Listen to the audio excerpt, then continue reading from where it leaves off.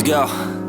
Yo, I'm like an addict, do I gotta have it. I ain't even playing, got a really bad habit. If it moves.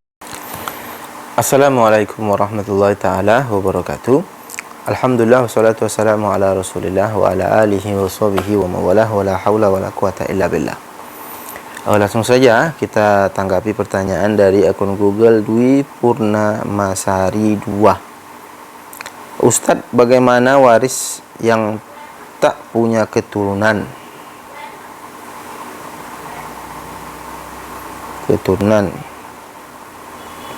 Punya anak angkat. Suami istri tak punya keturunan, punya anak angkat. Istri juga bekerja, dan penghasilan melebihi suaminya. Istrinya lebih banyak penghasilannya dari suami. Memiliki beberapa bidang kebun, dibeli dari uang penghasilan istri. Kebun-kebun dibeli murni uang istri. Rumah juga dibangun dari penghasilan suami, istri dan suami. Istrinya pegawai negeri. Bagaimana? Ini maka kalau ini kan suami istri masih hidup ini hanya gambaran bagaimana nanti kalau seandainya di antara mereka wafat. Mereka tidak punya keturunan dan hanya ada anak angkat. Ini tadi video-video kami sebelumnya sudah menjelaskan bagaimana ketentuan anak angkat, tapi perlu saya ulang lah ya, nggak apa-apa itu, ulang lagi karena ini sangat penting juga gitu kan.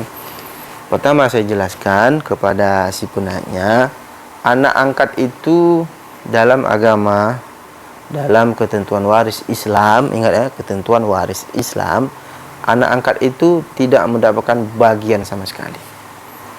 Dia tidak ada masuk dalam golongan ahli waris.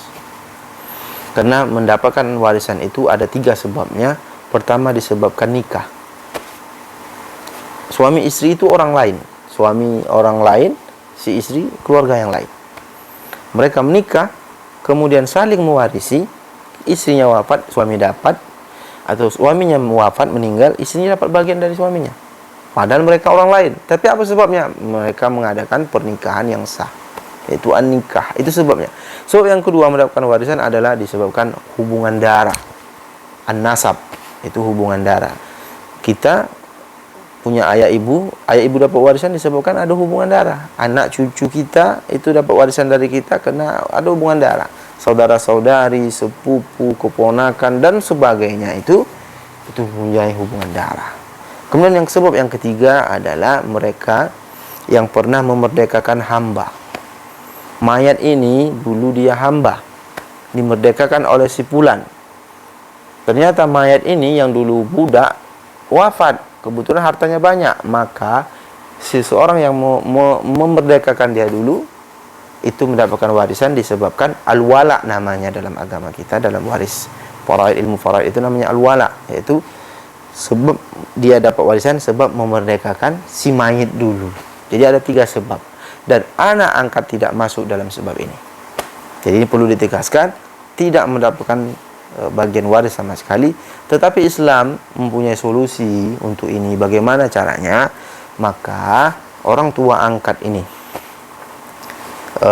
buatlah wasiat untuk anak angkat. Contohnya si istri, kalau saya wafat, seluruh harta yang saya miliki saya wasiatkan 1/3-nya untuk anak angkat saya. Karena total wasiat hanya boleh 1/3 dan tidak boleh lebih daripada itu. Jadi maksimal 1/3. Kalau di bawah 1/3 boleh, tapi kalau lebih dari 1/3 tidak boleh. Jadi hanya maksimal 1/3 saja dari total aset yang dimiliki. Wasiat untuk anak angkat, supaya ketika kita wafat adalah pegangan dia, karena kita tahu itu anak kita dan sudah dari kecil sama kita sayang anak kita. Maka Islam punya solusi, beri dia wasiat. Wasiat itu kalau bisa dicari saksi, disaksikan oleh orang-orang yang terpercaya, supaya apa? Supaya nanti ketika kita wafat, mungkin kita anggap biasa saja ini, nanti nggak masalah lah, tak perlu pakai saksi. Tidak, itu nanti bermasalah. Ketika kita wafat, maka ceritanya semuanya jadi lain. semuanya berbeda. Orang-orang yang kita anggap mungkin tidak serakah atau sebagainya, ketika kita meninggal maka ceritanya sudah berbeda. Maka carikan saksi supaya kuat wasiat ini, gitu kan. Ketika nanti diselesaikan oleh seorang ustadz di kampung itu atau siapa saja yang pandai menyelesaikannya, maka anak angkat kita mendapatkan bagian. Kemudian yang perlu juga saya sampaikan di sini, tadi masalah anak angkat ya.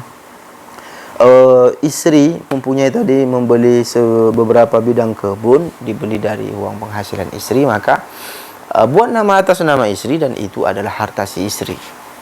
Jadi sekarang bukan kita mengajari, bukan, tapi ini perlu sebagai pengetahuan bagi suami istri, supaya dari sekarang menghitunglah mana bagian saya, mana punya saya, mana punya suami saya. Kalau saya beli kebun itu hasil saya, maka itu punya saya. Supaya apa? Supaya nanti ahli waris bisa mendapatkan haknya. Kenapa gitu? Kalau seandainya tadi, kenapa saya katakan ahli waris supaya mendapatkan haknya? Ketika si perempuan ini meninggal, dia punya kebun-kebun banyak, maka suaminya mengklaim bahwa itu milik dia. Nah, itu jadi masalah. Padahal itu adalah hak ahli waris daripada saudara-saudari, ayah, ibu, atau keluarga besar daripada si perempuan ini, si istri. Suaminya tetap dapat, ada bagiannya, tapi jangan sampai dia mengklaim semua. Itu jadi masalah. Jadi dari sekarang catat, nah, ini kebun punya saya. Kalau saya meninggal, ya kan, maka suami tetap dapat bagian. Suami dapat bagian. Ini kalau tak punya anak, suami dapat 1/2. Besar bagiannya. Jadi jangan takut. Jadi kalau kita catat dari sekarang, ini harta kita, ini harta suami, ini harta saya, supaya jelas saja mana harta istri dan mana harta suami, ya. Bukan dicatat itu nanti suami tak dapat, enggak, suami tetap dapat bagian. Begitu juga sebaliknya. Oke.